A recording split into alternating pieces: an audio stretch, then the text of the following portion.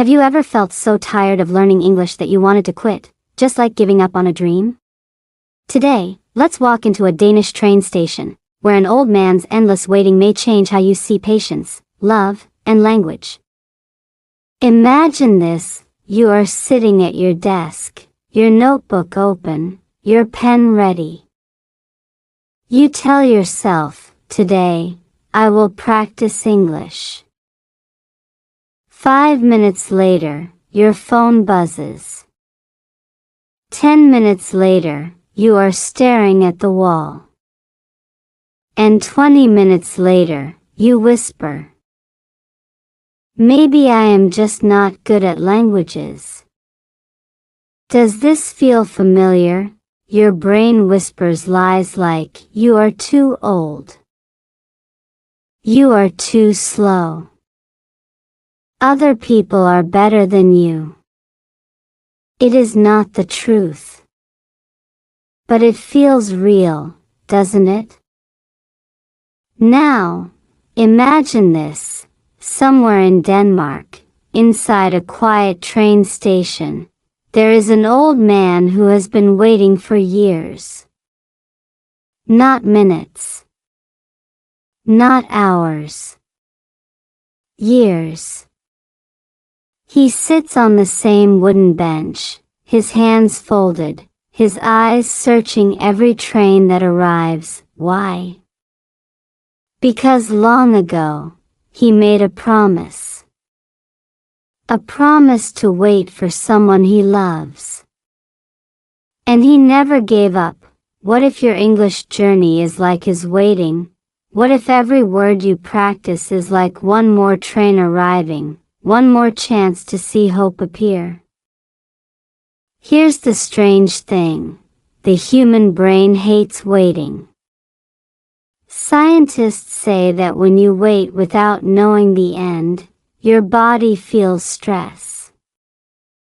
Your heartbeat rises. Your muscles tense. It is like standing in line at the supermarket forever. Your brain screams, "Do something. Leave." That is exactly what happens when you learn English. You speak 2 words wrong, and your brain says, "Stop. Quit. Escape." But waiting, staying, trying again, that is where the magic grows. In fact, psychology studies show that people who practice small things daily, even just 5 minutes, improve more than those who push hard once a week. Why? Because the brain loves rhythm. Like a heartbeat. Like footsteps. Like the old man at the station, showing up every single day. Let me tell you something funny.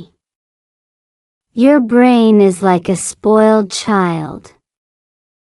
When it doesn't get candy, it throws a tantrum.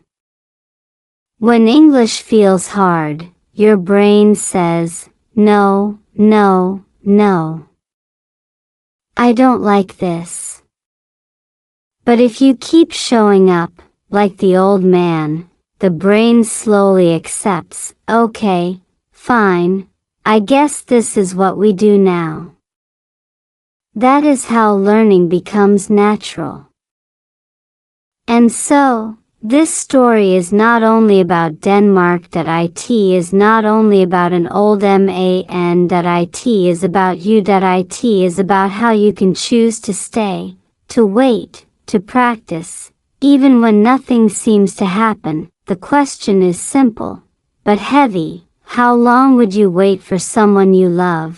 And another question hides inside it: how long would you wait for yourself, for your dream, for your English? So today, in this video, we will walk together. We will sit with the old man on his wooden bench. We will feel the cold wind of Copenhagen on our faces. We will listen to the trains come and go, and in every moment of his waiting, we will discover a lesson for our own journey of learning English. But here is the deal. You cannot just listen. You must also speak. So as I tell this story, repeat the words slowly with me. Read them. Say them. Let them roll off your tongue. Because every word you speak is one more step toward the future you want. Let's begin this journey together. Your journey, my journey, and the journey of an old man who teaches us that sometimes, the hardest thing in life is not action. It is waiting, and maybe, just maybe, that is also the secret to learning English. A lonely station. Picture this, the sun is falling behind the rooftops of Copenhagen. The sky glows with soft orange light, then slowly fades into gray. Inside the train station, the air is cold. You can hear the echo of footsteps on the stone floor. The doors slide open, the doors slide shut. People hurry. Bags roll. Voices mix and disappear, and yet, in the middle of this movement, there is one thing that never moves. An old man that he sits on a wooden bench near the far wall, just under a tall clock. The clock ticks. The trains arrive and leave. But the old man stays. At first glance, he looks ordinary. A brown coat. A flat cap. Hands folded on his cane. But if you stop for a moment, if you really look, you notice something unusual. His eyes. They are not empty. They are searching. Always searching the crowd, as if waiting for a familiar face to appear. Now let's pause for a second, think about your own life. Have you ever waited for someone at a station or at a cafe? Do you remember how your eyes kept moving? Every time the door opened, your heart jumped. Is that them? No, maybe the next one. Waiting is not just time, it is emotion stretched out like rubber, pulling and pulling. Science has a funny name for this. Psychologists call it temporal expectation. That means your brain is predicting when something should happen. Like when the traffic light turns green, you expect cars to move. If they don't, you feel restless. Waiting tricks the brain. It turns minutes into hours. Now imagine, this old man has been waiting not for minutes, not for hours, but for years. Every train that arrives is another heartbeat of hope. And every train that leaves is another tiny heartbreak. Some people in the station notice him. A young woman, rushing to catch her train, glances and wonders, why is he always here? A little boy, holding his mother's hand, points and whispers, "Mama, that man looks lonely." Even the staff, who see him daily, sometimes exchange looks. He's here again, but the old man does not explain. He does not stop anyone. He simply waits. Day after day, like a stone in a river, unmoved while the current of life flows around him. And here is the strange beauty of it, the station is never truly empty, yet he makes it feel lonely. His silence is louder than the announcements. His stillness is heavier than the rushing of hundreds of feet. The lonely station is not about the absence of people. It is about the presence of waiting. Now, let me bring this back to you. When you sit with your English book or listen to a lesson, maybe your room feels like that station. The world outside is busy. People scroll through their phones, laugh, go to parties, live their lives. But you? You are sitting there with verbs, with words, with strange sounds. You feel alone. You feel like no one sees the work you are doing. But here is the secret. The old man's waiting is not meaningless, and neither is yours. Every quiet moment builds something invisible inside you. Psychologists call this delayed gratification. It means resisting the easy reward now, in order to gain the bigger reward later. And studies prove that people who can wait, who can hold steady, succeed more often in life. So, yes, the station feels lonely. But maybe loneliness is not the enemy.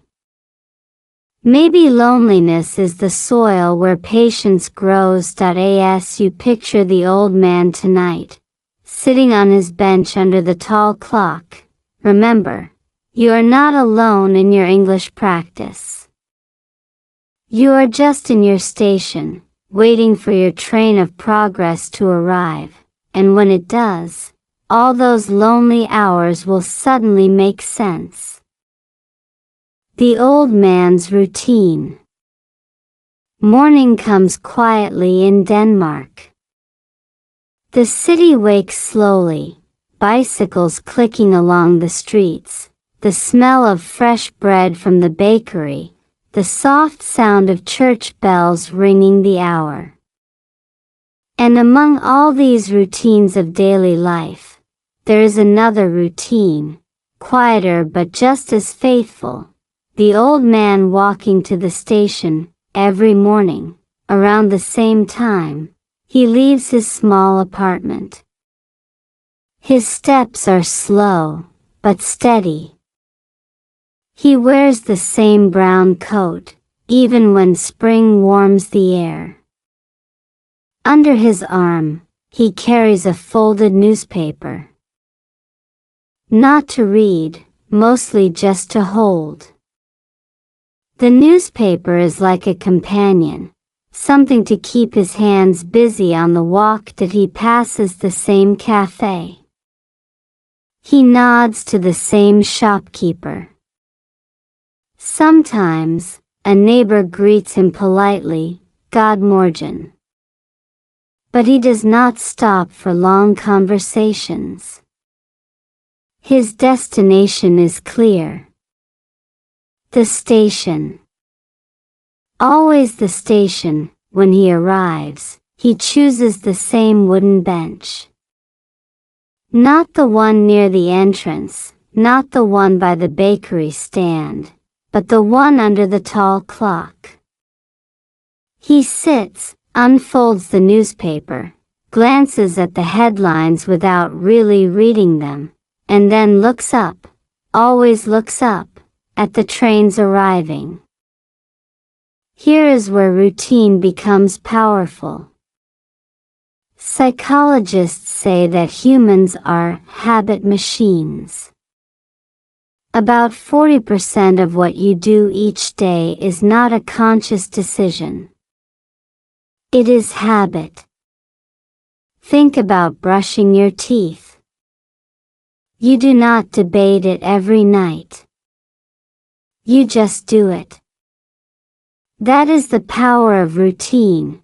It saves energy. Now imagine this. The old man's waiting is not just an emotional act. It has become his habit. His body knows the way to the station. His hands know how to hold the paper. His eyes know where to look. Waiting has become his second heartbeat. Strange, isn't it? Most of us fear routines because they feel boring. But the truth is, routine is where transformation hides. Athletes train at the same time every day. Musicians practice scales again and again. And language learners? Well, the successful ones do not wait for motivation. They build a routine. Let's be honest. Your brain will not always cheer for you. Some mornings, you will wake up tired. Some evenings, you will say, "Not today." That is why you need routine. Routine is like rails for a train. Without rails, the train goes nowhere. With rails, even a heavy train moves forward. So, think about the old man's walk to the station. Step after step, bench after bench, train after train. It looks ordinary. But ordinary, repeated enough, becomes extraordinary. Here is something funny about the brain. When you repeat an action long enough, your brain starts to crave it. It releases dopamine, the chemical of reward, not only when you succeed, but when you simply follow the pattern. That is why people feel strange when they break their morning coffee habit. The brain expects the routine.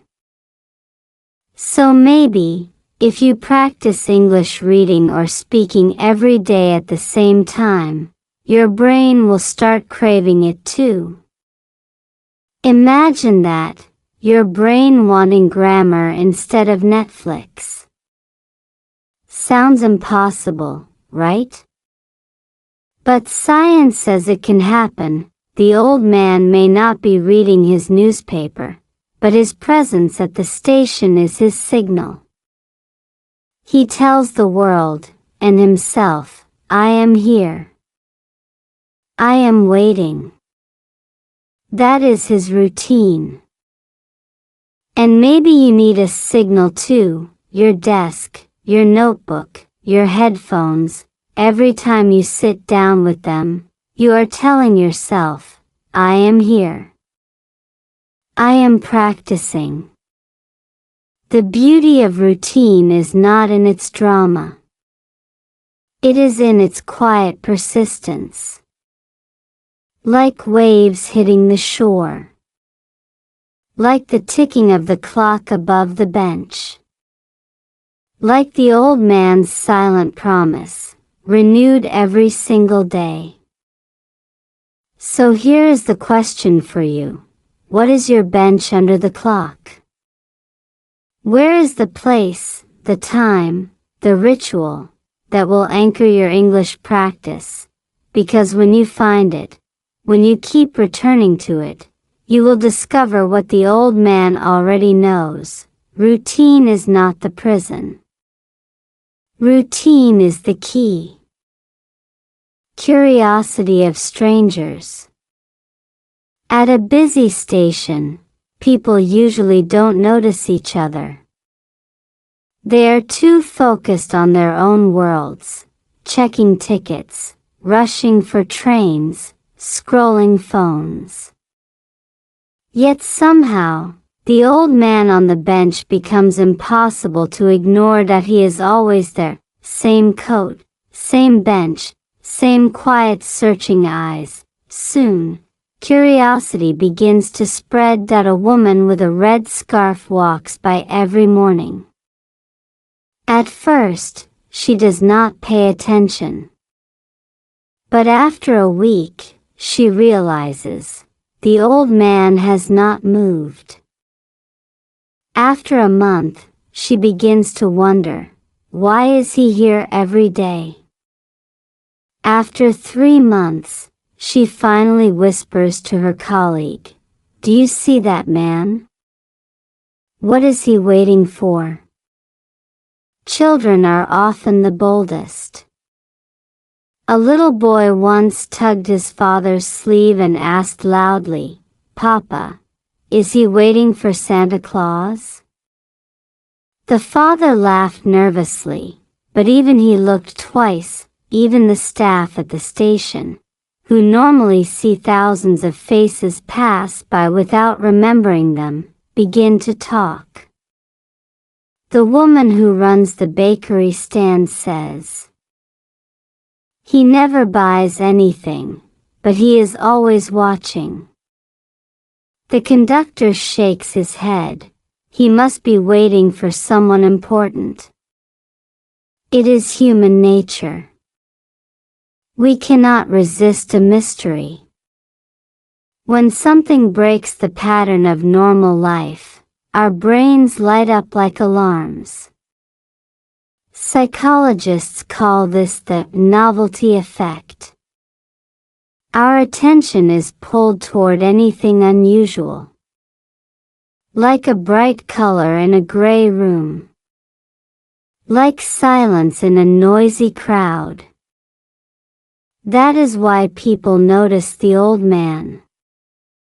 He does nothing, yet he becomes unforgettable. Now, let me turn this toward you. Have you ever been the strange one in a room? Maybe you were the only person speaking English slowly while everyone else spoke fast. Maybe you were the one reading out loud in a cafe while others scrolled through TikTok. People may look. People may whisper. And you feel exposed, like the old man on his bench. But here is the twist. Curiosity is not always judgment. Sometimes, curiosity is admiration in disguise. People are secretly impressed by those who dare to do what they themselves cannot. Think of it this way. When you practice English out loud in public, some may think, "Why are they doing that?" But others may think, "Wow, I wish I had the courage." And science agrees. Studies show that observers often respect persistence more than raw talent. The very thing that feels embarrassing to you can look inspiring to someone else. The old man does not chase attention. He does not explain himself. He simply waits. Yet by waiting, he has become part of the story of the station itself. Strangers weave him into their routines. Yes, I saw him again today.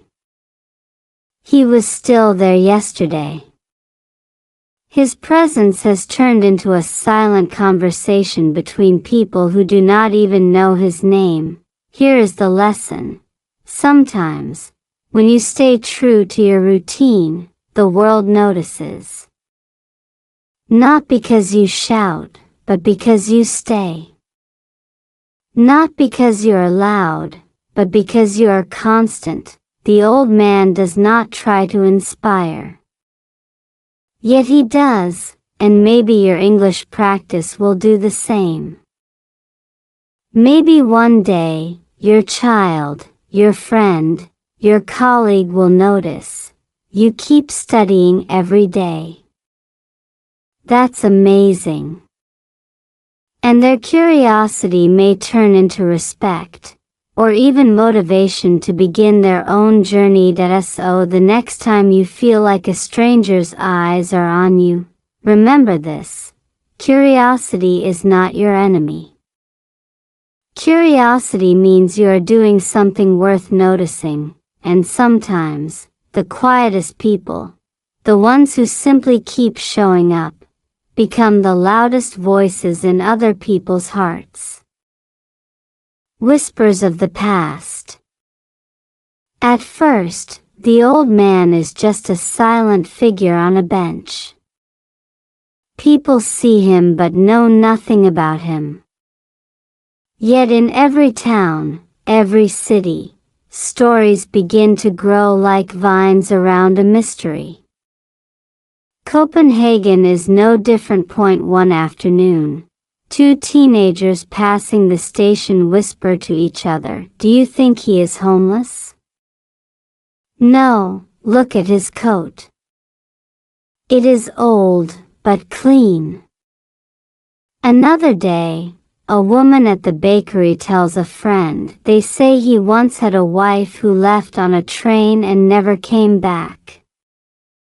The friend shakes her head, "No, no, I heard he is waiting for a son who moved abroad and promised to visit." And so, the whispers spread. Nobody knows for sure, but everyone has a theory. Isn't it interesting how human beings cannot accept silence without explanation? Psychologists call this the need for closure.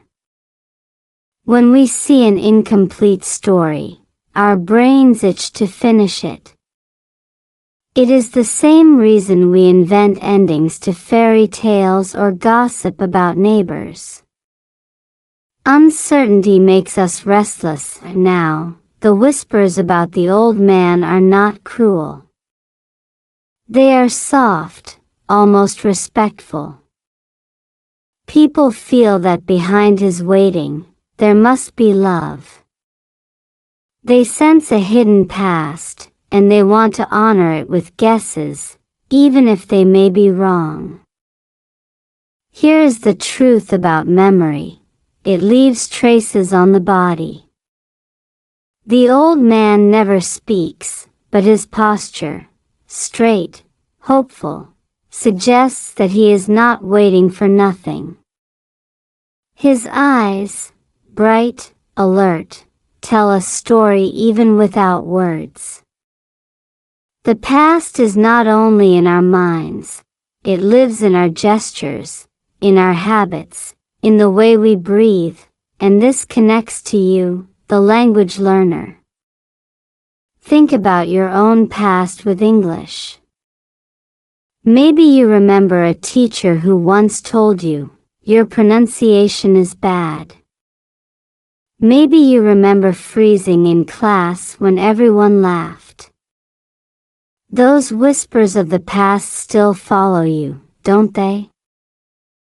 They shape the way you sit with a book, the way you open your mouth to speak. But here is the hopeful twist. Just as painful memories shape us, loving memories can keep us alive. The old man might carry heartbreak, but he also carries love strong enough to last decades. And you? You carry small memories too. The time you understood a movie without subtitles. The time you said a sentence correctly and someone smiled. These whispers are fuel, if you choose to hear them. Scientists have studied this phenomenon. It is called emotional memory. Unlike facts, which fade quickly, emotional memories stick. That is why you may forget vocabulary lists but remember exactly how you felt when you failed, or when you succeeded. Your brain tags emotional events as important and saves them. So maybe, when you practice English, you need to build new whispers of the past. Positive ones. Every small success, every sentence spoken, every page read, becomes a memory that will whisper to you later, "You can do this. You already did it before." Back in the station, the stories continue. Some locals start calling him the waiting man. Others avoid the subject, feeling it is too sad. Yet no one denies that his presence has weight. His silence is like a shadow of history walking among them, and that is the paradox. You do not need to know someone's full story to feel its power. You only need to sense that there is love behind their persistence. So when you sit down with your English notebook, when you feel the ghosts of your past mistakes whispering, remember this: you can choose which whispers to amplify. Will you listen to the voices that say, you will fail? Or the ones that say, you are still here, still trying, and that is enough? Because sometimes, the whispers of the past are not warnings to stop. Sometimes, they are reminders to keep waiting, keep practicing, keep loving, and that, my friend, may be the greatest power you have. The Promise. Long ago, before his hair turned white, before his hands trembled with age, the old man stood at this very station with someone he loved. It was not just a casual meeting. It was the kind of moment that carves itself into memory forever. A young couple, perhaps. Their hands touching. Their eyes full of hope. One of them had to leave, maybe for work, maybe for family, maybe for a dream too big to ignore. But before stepping onto the train, a promise was made: I will come back. Wait for me here. I will come back. Wait for me here. And he believed it. Promises are strange creatures. They are invisible, yet they shape our lives more than walls and roads. When someone gives us their word, our brain reacts as if it is a contract written in stone. Neuroscientists have found that when promises are broken, the brain's pain centers light up almost the same way as physical injury. Yes, broken trust actually hurts like a wound, but this promise was never officially broken.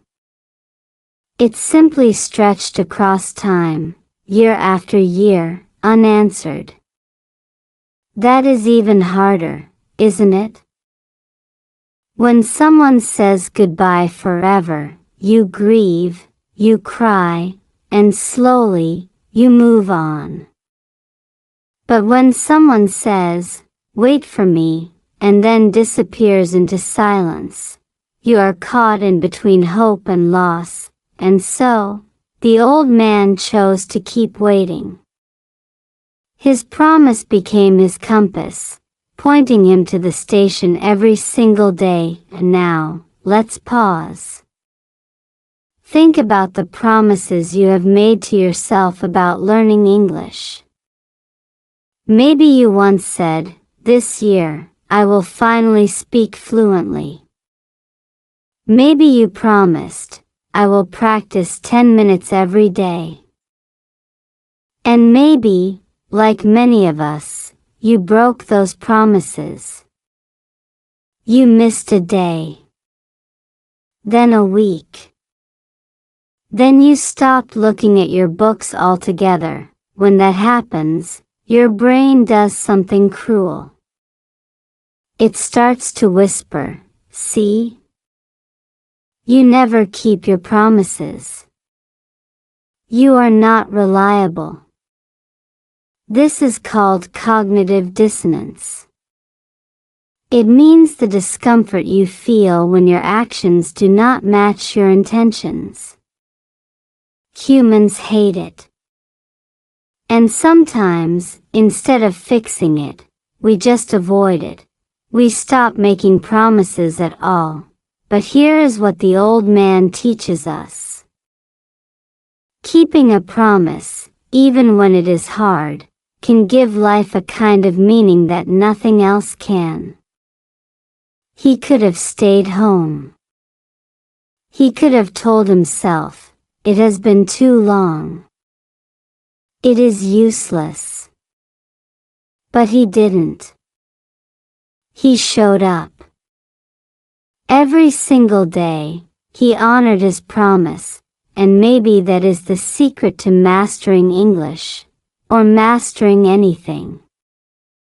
Not talent. Not luck. Just keeping a small promise to yourself. Showing up even when no one else is watching. Imagine this. What if, every day, you promised yourself just 5 minutes of English? Read a page. Listen to a story. Speak one sentence out loud. 5 minutes is nothing.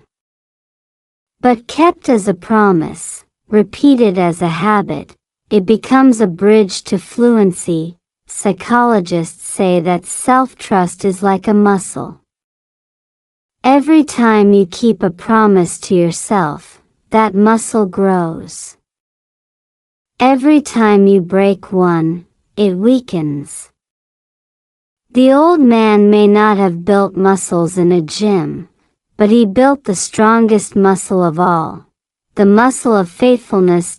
So here is the question for you. If an old man can keep a promise for decades, through snow, through rain, through years of silence, can you not keep a promise to yourself for just 5 minutes a day? Because in the end, the promise is not only about the person you wait for. It is also about the person you become while waiting, and that is why the old man still returns to the bench under the tall clock, not just for the one he loves, but because the promise itself has become his reason to live. Seasons keep changing. Winter in Denmark bites. The wind slices through scarves, the air stings the skin, and the station floor turns slick with ice. Most people hurry indoors, rushing to warmth. But the old man remains. He sits on his bench, his coat pulled tight, his breath rising in small white clouds. The trains still come and go, and his eyes still scan the crowd. Then spring arrives. Flowers push through the soil, bicycles return to the streets, and the air smells of rain and fresh grass. The old man is there too, now with sunlight falling gently on his shoulders. People notice how the bench seems softer in spring, though his waiting never changes. Summer brings long, golden evenings. Children eat ice cream, tourists take photographs, and laughter echoes through the station. The old man's face glows in the sunlight, yet he does not laugh, he does not leave. He still watches, scanning every passenger who steps off the train. Autumn follows with falling leaves, the sky dimming earlier each day. The clock above the bench seems almost heavier, ticking louder against the chill of shorter days. Still, the old man waits, his figure framed by drifting leaves swirling in the wind, and so the seasons keep changing. The station changes too, new paint on the walls, new advertisements, even new staff who start their jobs, notice him, and eventually accept him as part of the scenery. Everything moves, everything shifts. Yet one thing never changes: the old man's waiting. Here's something fascinating. Human beings measure time through change. Psychologists explain that when nothing changes, time feels endless. But when you see the seasons, when you notice birthdays, holidays, anniversaries, your brain builds a rhythm. That rhythm reminds you of the years passing. The old man must feel this deeply. Every winter, he may wonder, will this be the winter they return? Every summer, will this be the summer I finally see them again? The seasons become markers of hope, small reminders that life is still moving even as he sits still. And here's the connection to you. Your English learning also has seasons. There are cold days, moments when everything feels hard, when your mouth refuses to shape the sounds, when your confidence freezes. There are spring days, times when new words blossom in your mind, and you suddenly understand a phrase that once felt impossible. There are summers of joy, moments when you speak and someone actually understands you. And yes, there are autumns too, when motivation falls like leaves, and you wonder if you should just stop. But just like in Denmark, seasons always return. Winter never lasts forever.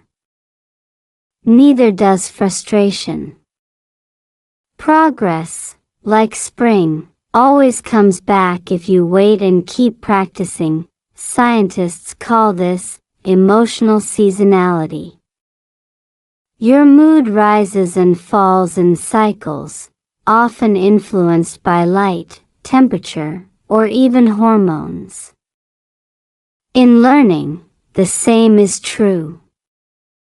Some days are bright with energy, others are heavy with doubt.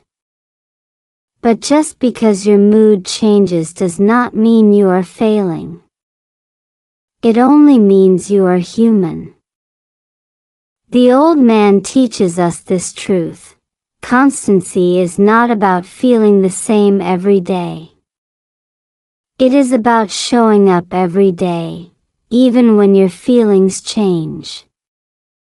Snow, rain, sun, or wind, he comes to the station.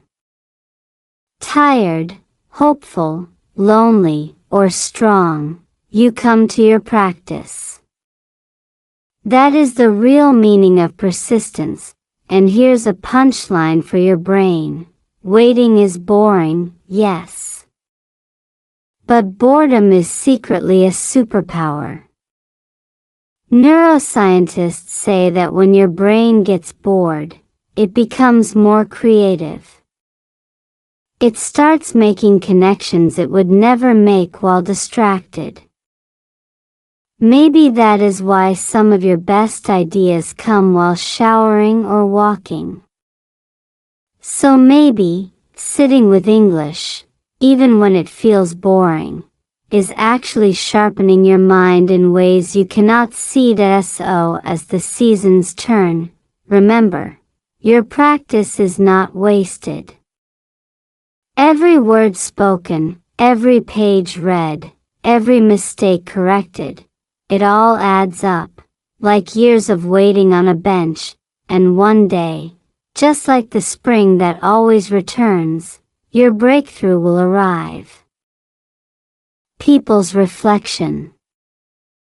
At first, the old man is simply a background figure, like the benches, like the timetable boards, like the pigeons fluttering near the roof. But slowly, over the months and years, something shifts. He becomes more than just a lonely man waiting. He becomes a mirror point one day, a young woman hurrying through the station suddenly slows down. She sees him sitting, as always, eyes fixed on the arriving passengers. For the first time, she wonders, if I had someone who waited for me like that, would I even deserve it? The thought stings her, and she carries it with her long after the train leaves. A father, rushing with his child, notices the man and feels a strange ache in his chest. He thinks of promises he has made to his own daughter. I'll be there for your recital. I'll be at your soccer game. Promises he sometimes breaks because of work. And he asks himself, if that man can keep waiting for years, why do I find it so hard to show up for just one evening? Even the station workers, who once rolled their eyes at the old bench man, begin to see him differently. One night, after closing, a cleaner says softly to a colleague, maybe he is not sad. Maybe he is teaching us patience. This is the strange magic of human behavior. Our actions are contagious. Psychologists call it social modeling. People watch each other constantly, often without realizing it. When you see someone persist, a part of your brain whispers, maybe I can too.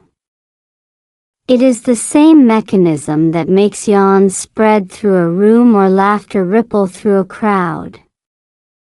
We are wired to mirror. So the old man, without speaking a word, begins to teach. Not by preaching. Not by lecturing. Simply by waiting. Now, here's where it touches you. Think about your English practice. Maybe you believe nobody notices, that your small daily efforts are invisible. But you are wrong. Your children see you. Your friends see you. Even strangers who hear you practicing on the bus may notice. And your persistence, quiet as it seems, may plant seeds in their hearts. In fact, studies in motivation science prove this. When people witness someone else struggling but not quitting, their respect grows. They see not weakness, but strength. And often, they feel inspired to start their own challenge. Imagine a child seeing their parent practice English every night at the kitchen table. To the child, this is not just language, it is a lesson in discipline, courage, and hope. Years later, that child might face their own struggle, university exams, a tough job, even a broken heart, and somewhere in their memory, they will recall, my parent never gave up. Neither will I. That is the reflection power. What you do for yourself bounces back to others. The old man at the station may think his waiting is private. But every day, strangers walk away changed. They see devotion. They see loyalty. They see a reminder that love can outlast time. And they carry that reflection home. So ask yourself, when people see you practicing, what reflection are you leaving? Embarrassment? Or inspiration? Doubt? Or quiet strength? Because here is the truth, the world rarely remembers what you say. But it often remembers what you do. the old man teaches us that even silence can speak volumes, and maybe, just maybe, your small, stubborn practice is saying more than you realize. A letter never sent. One evening, when the station was quieter than usual, a shopkeeper noticed something new. The old man, sitting on his bench, pulled from his coat pocket a folded piece of paper. Its edges were soft, almost torn from years of being handled. He unfolded it slowly, with the care of someone opening a fragile treasure. It was a letter that a letter never sent. No one knew exactly what it said, but whispers traveled quickly. Some imagined it was a love letter, written in his youth, with words of hope. I will wait for you, no matter how long it takes. Others believed it was full of regret. I'm sorry for what I did. Please come back. But the truth of the words did not matter. What mattered was that he carried it. Every day. In rain, in snow, in sunshine. That letter lived close to his heart, as if holding it kept the promise alive. Now, think about the letters in your own life. Maybe not on paper, but in your mind. The unsent apologies. The unspoken dreams. The silent promises you made but never shared. We all carry them, folded deep inside us. And sometimes, they weigh heavier than any suitcase. Here's the strange thing about writing. Studies show that when people put emotions into words, even if they never send them, the brain processes pain differently. Writing reduces stress hormones, lowers heart rate, and even boosts the immune system.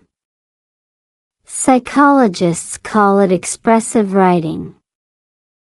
It turns raw emotion into something your mind can hold more gently. Perhaps the old man knew this, consciously or not. His letter may have been his medicine, a way to release his grief without letting it destroy him. By holding it, by reading it silently, he gave his sorrow a container. And here's a lesson for you, the English learner. What if you began writing your own letters never sent? Not in your native language, but in English. Write to your future self, I am learning. I will not give up. Write to your past self, I forgive you for failing in school. Write to someone you admire, one day, I will speak fluently with you. It doesn't matter if no one reads them. What matters is that you write. Because writing is not only about communication, it is about transformation. Each sentence shapes your mind, builds your memory, strengthens your connection with the language. In fact, linguists say that writing in a foreign language builds deeper learning than passive listening. Why? Because when you write, you must slow down. You must choose words. You must face mistakes. It is like polishing a mirror, slowly, carefully, until you can finally see yourself clearly in another language. The old man's letter was never sent, yet it spoke louder than words ever spoken. It told the world, my love is still alive. And maybe your letters, written in shaky English, with grammar mistakes and awkward spelling, will speak too. They will whisper, "My hope is still alive." So here is my challenge for you. Tonight, take a piece of paper. Write one paragraph in English. Do not worry if it is perfect. Do not even plan to send it. Just write. Write to the person you love. Write to the future. Write to yourself. And fold it, keep it close, like the old man with his letter, because sometimes, the words we never send are the ones that keep us alive, and maybe, one day, when you are fluent, you will open that letter again and smile, not because of the mistakes, but because of the courage it took to write it. Closing message. The old man still sits at the station. Maybe by now his hands tremble more, his steps are slower, his hair thinner. But one thing has never changed, his waiting. The bench has grown older with him, the clock above still ticking, trains still rushing in and out like the heartbeat of the city. And yet, he remains, like a stone that time cannot wash away. To some, his story feels tragic. Why wait so long, they ask. Why waste your life on a promise that may never be fulfilled? But others see something different. They see devotion. They see faith.